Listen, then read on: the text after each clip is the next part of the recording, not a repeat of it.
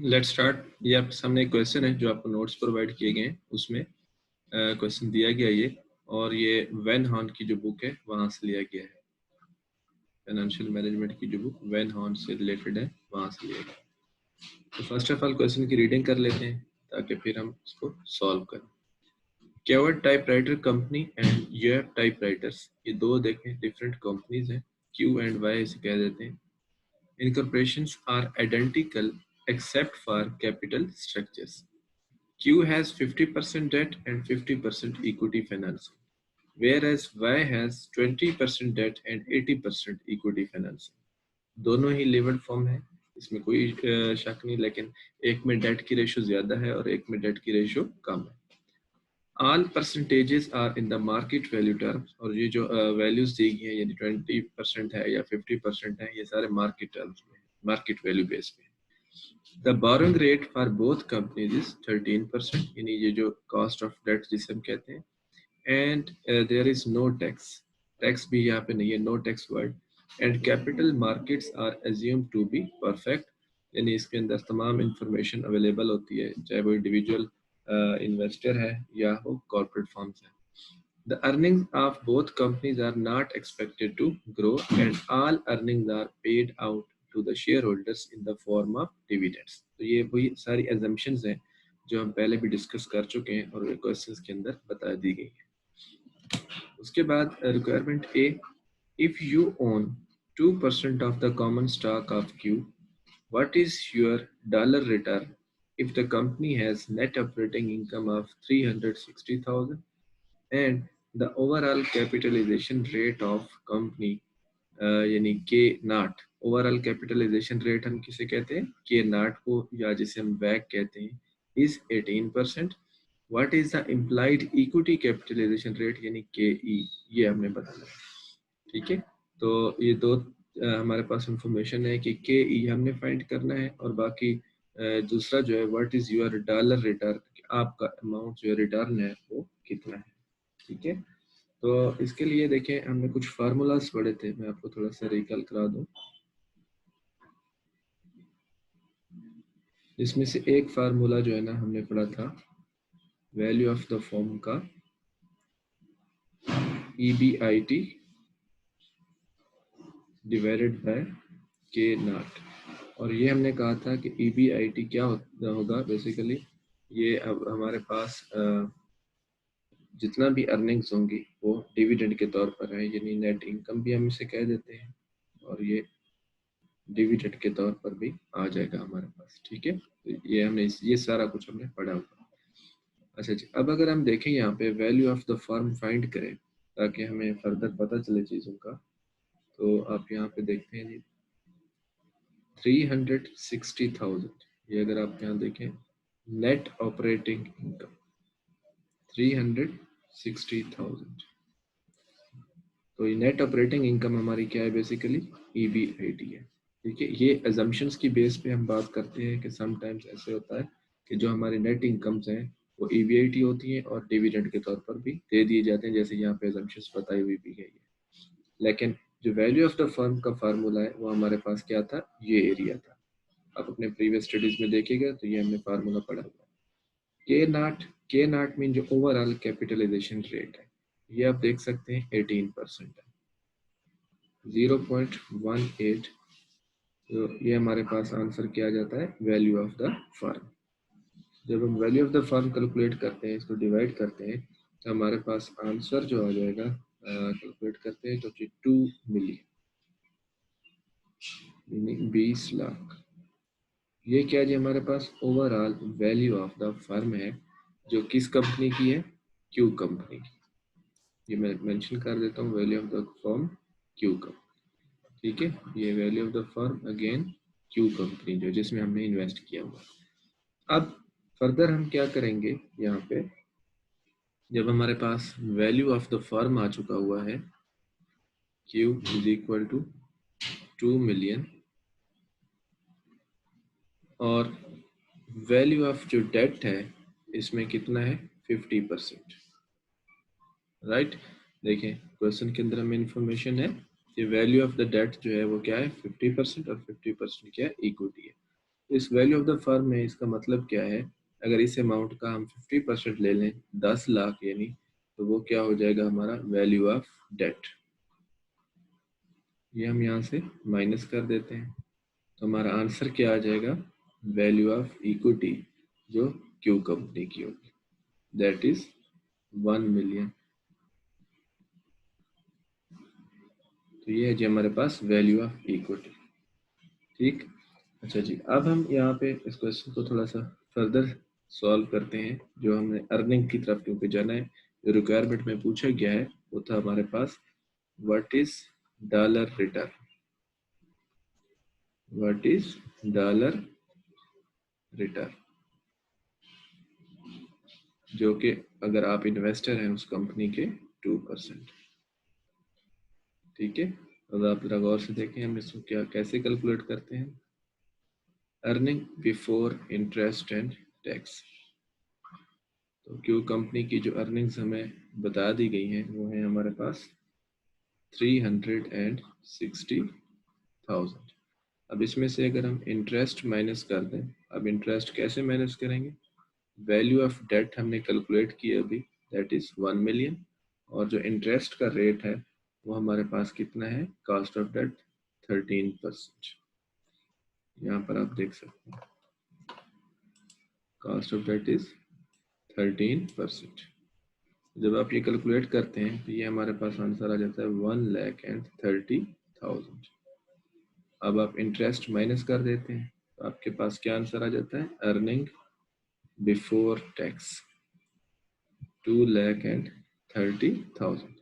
और क्वेश्चन में ये अजम्पशन दे दी गई है कि टैक्स जो है वो नहीं है, नो टैक्स वर्ड है, इसका मतलब है यही हमारा क्या हो जाएगा, नेट इनकम, और यही हमारा डिविडेंड, क्योंकि उन्होंने कहा है कि जितना भी इनकम्स है वो डिवाइड हो जाती हैं शेयर होल्डर्स में एज डिविडेंड। ठीक है, 2,30,000 ये नेट इनकम है। ठीक है, तो अब देखें ये नेट इनकम है, या इसको हम क्या कहते हैं, रेशियो टर्म्स में रिटर्न भी कह देते हैं। ठीक है, तो अब हमारा जो रिटर्न है इसमें 2,30,000 टोटल रिटर्न है, क्योंकि हम 2% के शेयर होल्डर हैं, तो हमारा जो डॉलर रिटर्न आ जाएगा वो ये वैल्यू हो जाएगी, दैट इज अगर ऐसे कैलकुलेट करें तो 4,600, राइट। तो ये हमारे पास आ गया जी डॉलर रिटर्न जो उन्होंने हमसे क्वेश्चन में रिक्वायर किया हुआ था। यहाँ पर आप देखें, if you own 2% of common stock of केवर्ड, what is your dollar return if the company has net operating income of 360,000? And next, अब ये दूसरी रिक्वायरमेंट है साथ ही, overall capitalization rate of the company K is 18%, then what is the implied equity capitalisation rate, यानी के दूसरी requirement. पहले में हमारे पास क्या था, ये जो 2.5 लाइंस में क्वेश्चन लिखा हुआ है, डॉलर रिटर्न क्या है अगर 18% के नॉट। अब साथ दूसरी इंफॉर्मेशन क्या है कि के ई क्या है, इम्प्लाइड इक्विटी कैपिटलाइजेशन रेट। तो ये है जी इक्विटी कैपिटलाइजेशन रेट, यानी दूसरे लफ्जों में ये हमसे क्या पूछा जा रहा है, कास्ट ऑफ इक्विटी, के ई क्या है। ठीक है जी, तो के ई हमारे पास इसका फार्मूला हमने पढ़ा हुआ है ऑलरेडी, कि जो नेट इनकम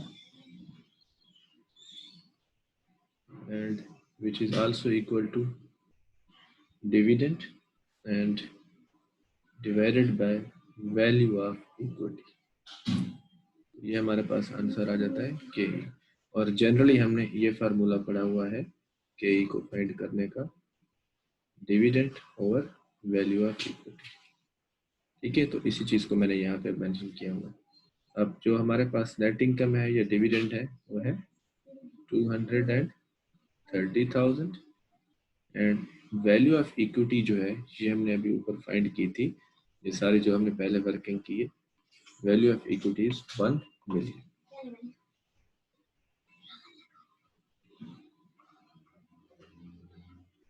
इंटू 100 करेंगे ये हमारे पास के ई कैलकुलेट हो जाएगा, विच इज 23%। होपफुली ये आपको कॉन्सेप्ट क्लियर हो गया होगा।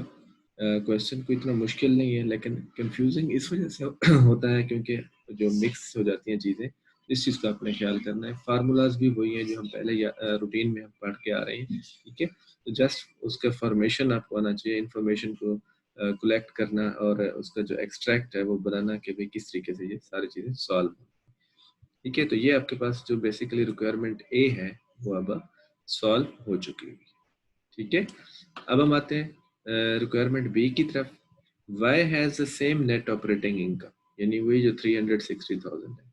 What is implied equity capitalisation rate, यानी इक्विटी कैपिटलाइजेशन रेट का मतलब K E. Why does it differ from that of Q. चलो ये तो एक अगली बात है, पहले हमने क्या कैलकुलेट करना है, वाई कंपनी का K E, basically implied equity capitalisation rate K E find करना है, और एजम्पशन ये है कि नेट इनकम आपकी सेम अगर। लेट्स सी रिक्वायरमेंट बी, और हमारे पास जो नेट ऑपरेटिंग इनकम है वो भी सेम है। एक्सक्यूज मी सर, वो किश्वर का नेट चला गया था, दोबारा वो एक्सेप्ट कर। ओके, एक्सेप्टेंस हो गई। अच्छा जी, अब ये हम वाई कंपनी के हवाले से कैलकुलेशंस करते हैं। अब इसके अंदर देखा जाए तो डेट की जो रेशो है वो 20% और इक्विटी की जो रेशो है वो 80%, ठीक है। तो इसमें अगेन हम जो वैल्यू ऑफ द फर्म है पहले वही कैलकुलेट करते हैं, तो वो सारा कुछ वही होगा। अब आप देखते जाए, हमने पहले भी कैलकुलेट किया हुआ है। अगेन EBIT ओवर के नॉट, ठीक है।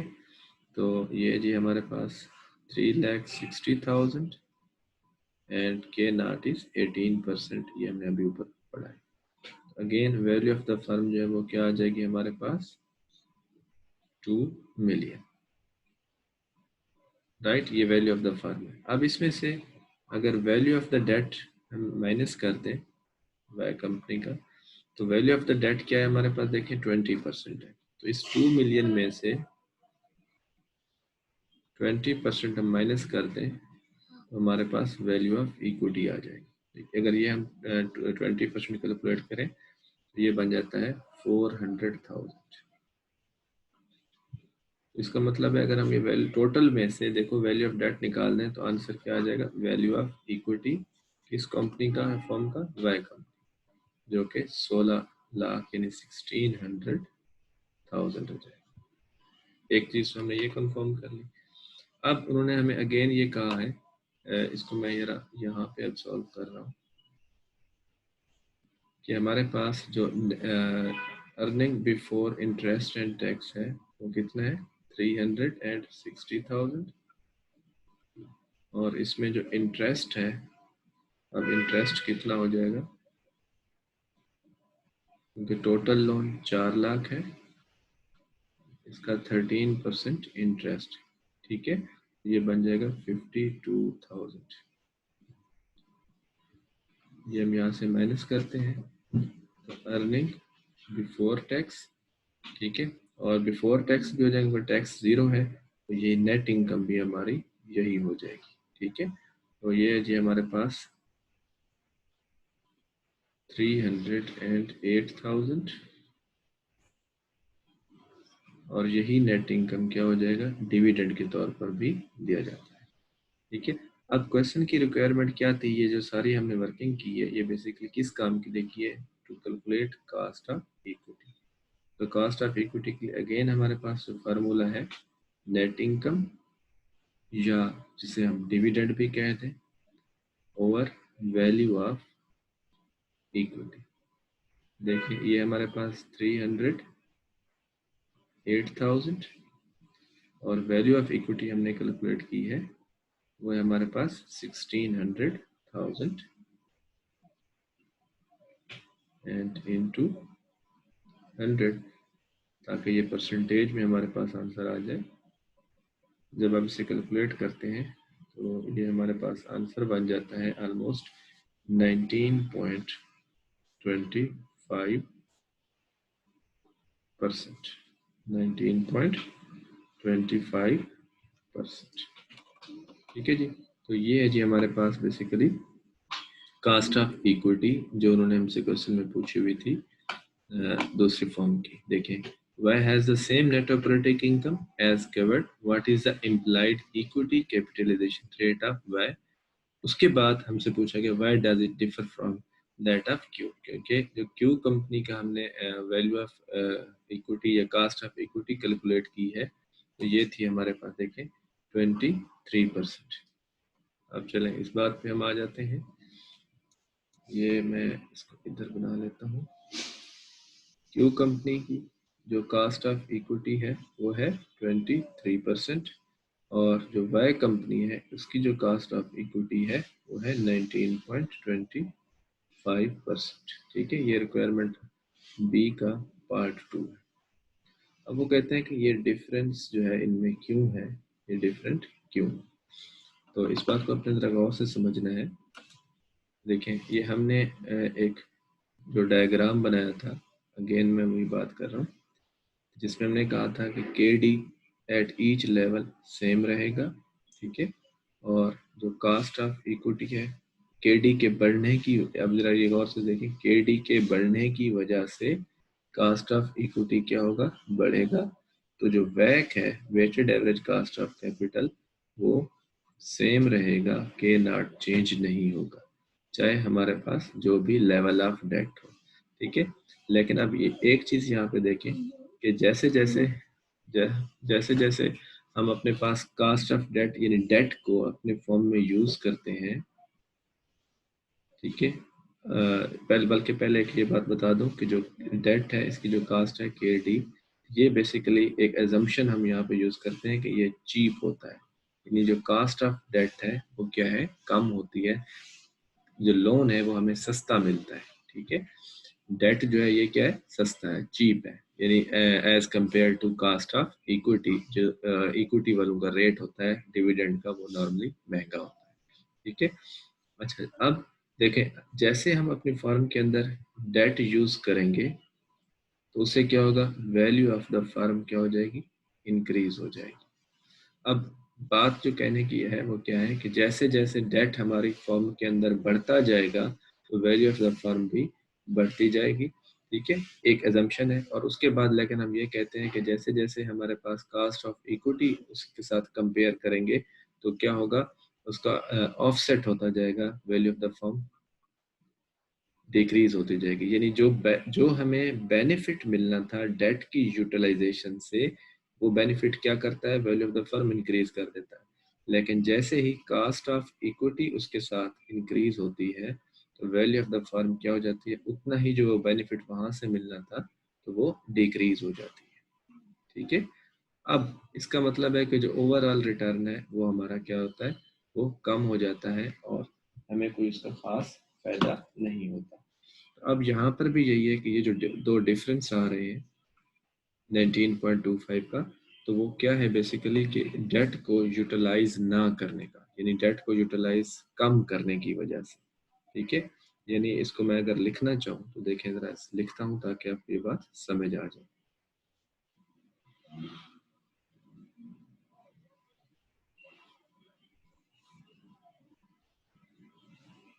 यानी इसको उलट आपने सोचना है, जैसे हम रूटीन में बात करते हैं, रूटीन में हम देखें बात क्या करते हैं कि डेट के बढ़ने से क्या होता है, कास्ट ऑफ इक्विटी बढ़ जाता है। अब अगर कास्ट ऑफ इक्विटी कम हो जाए तो इसका मतलब क्या है कि आपने डेट को क्या है, कम किया, यानी जो डेट का बेनिफिट होना था वो उसका जो बेनिफिट होना था वो क्या हो गया, कम हो गया। डेट को अगर आप कम यूज करेंगे तो ये क्या होगा, when we use lesser amount of debt,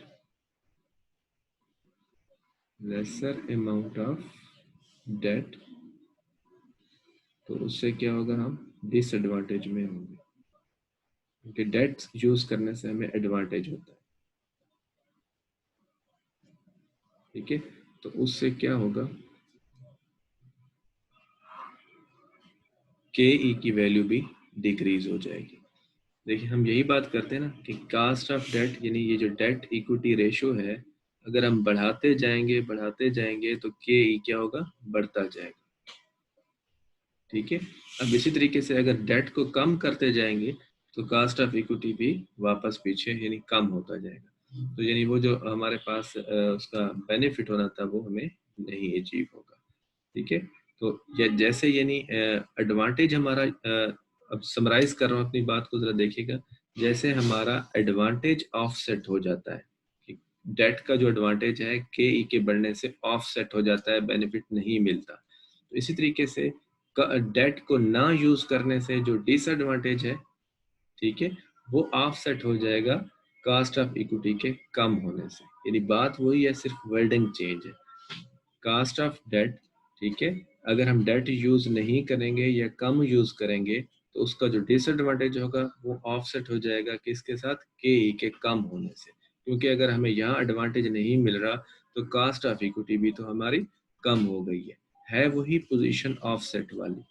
position क्या है, ऑफसेट वाली ही है कि यहाँ डिसएडवांटेजेस ऑफसेट हो रहे हैं, यहाँ एडवांटेजेस ऑफसेट हो रहे हैं। सिर्फ फर्क ये है, यहाँ एडवांटेज ऑफसेट हो रहे हैं और यहाँ डिसएडवांटेज ऑफसेट हो रहा है आपस में।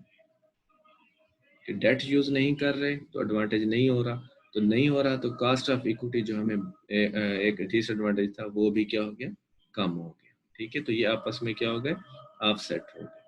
तो ये कंसेप्ट क्लियर आपको हो गया? कोई क्वेश्चन है तो आप इसमें राइटली क्लियर हो गया आपको? ये क्वेश्चन है इस बात में? जी हो गया क्लियर। ओके बेटा, तो ये आपका क्वेश्चन जो है इस तरह से कंप्लीट हो गया। ठीक है, अच्छा जी, उसके बाद हम इस क्वेश्चन पे आ जाते हैं, या बल्कि पहले हम ये क्वेश्चन कर, इसको देखना है आपने, इम्पोर्टेंट क्वेश्चन है ये भी। जितने भी हम क्वेश्चन कर रहे हैं ये इम्पोर्टेंट है, पेपर में मुतवक्के होते हैं कि ये पेपर में पूछ लिए जाते हैं।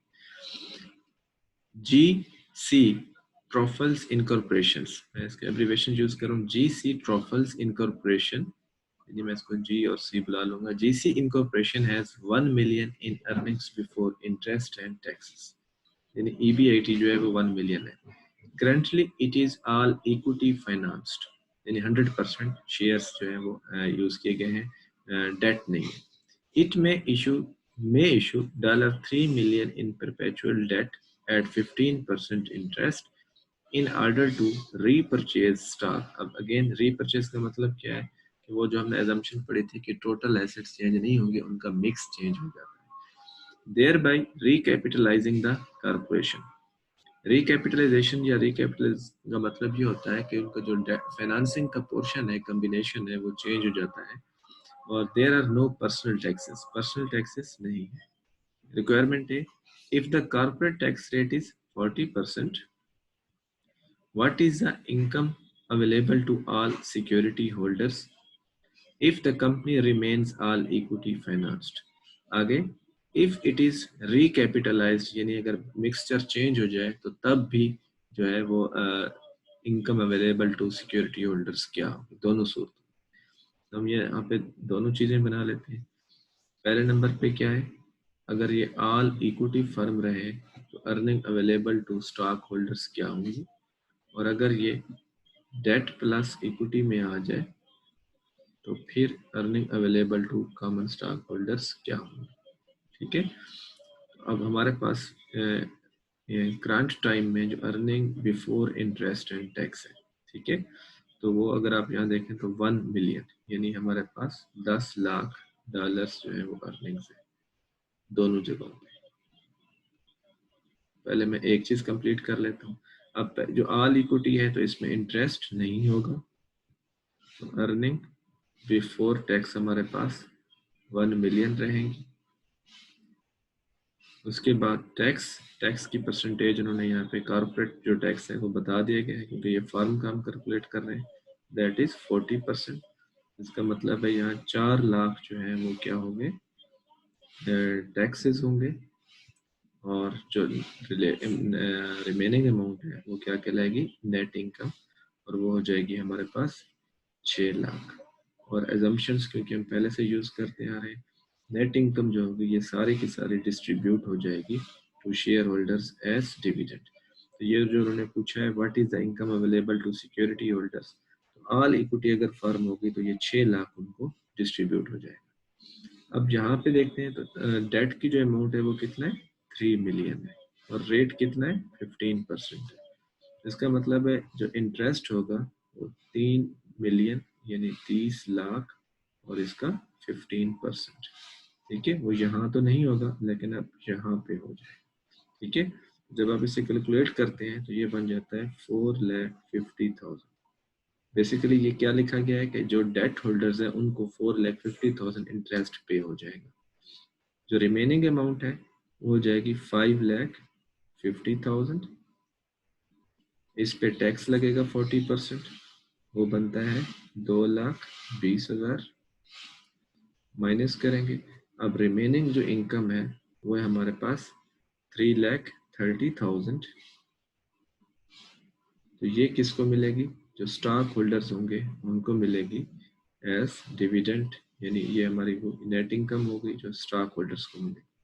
लेकिन एक चीज और आपको यहाँ क्लियर कर दूं, देखो जो स्टॉक होल्डर्स को जो पेमेंट मिली वो यहाँ पे मिली 6 लाख और यहाँ पे कितना मिली, 3,30,000।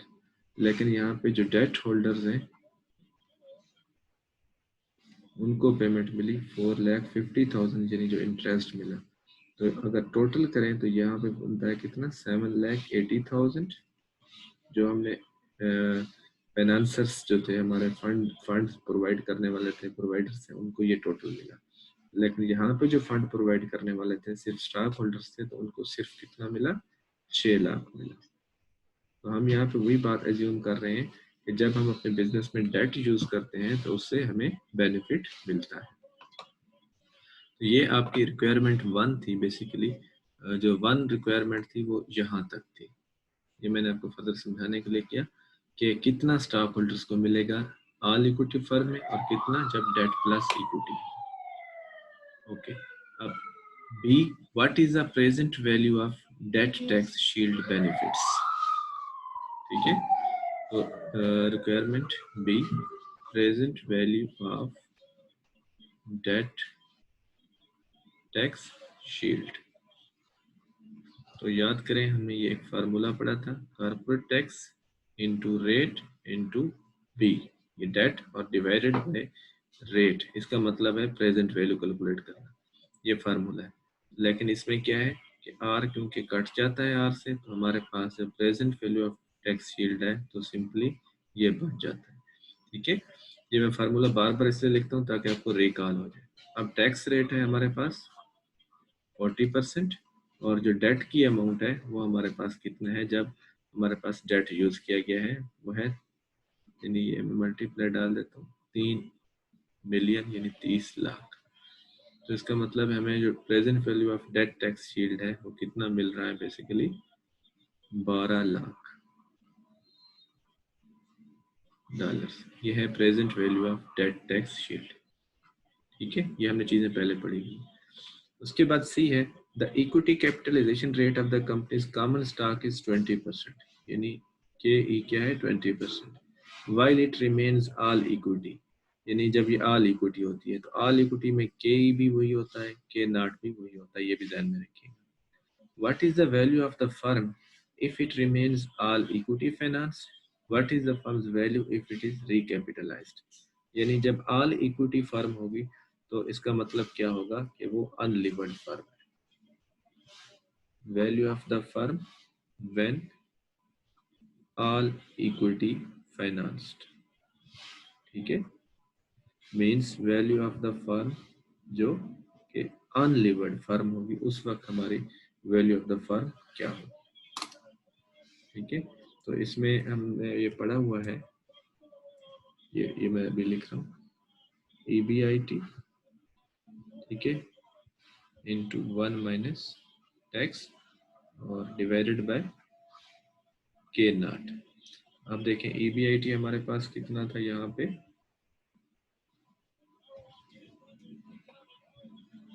ये देख लेते हैं, देखें 1 मिलियन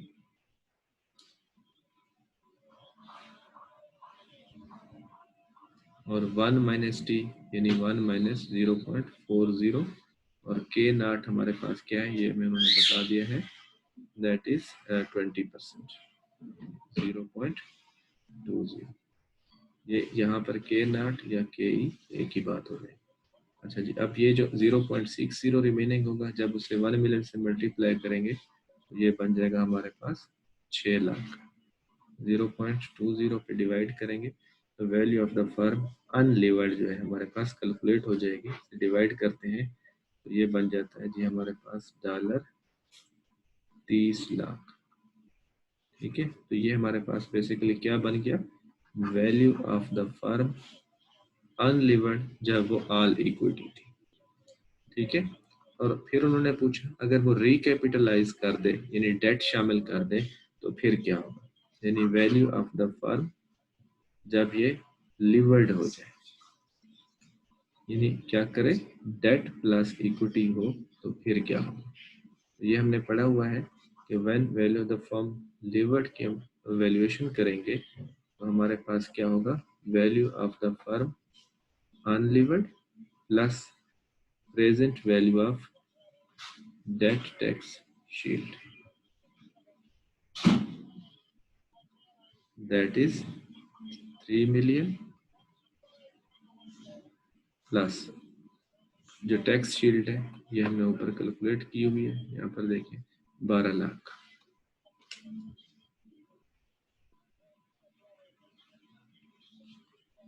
ये टोटल बन जाएगा $42,100,000।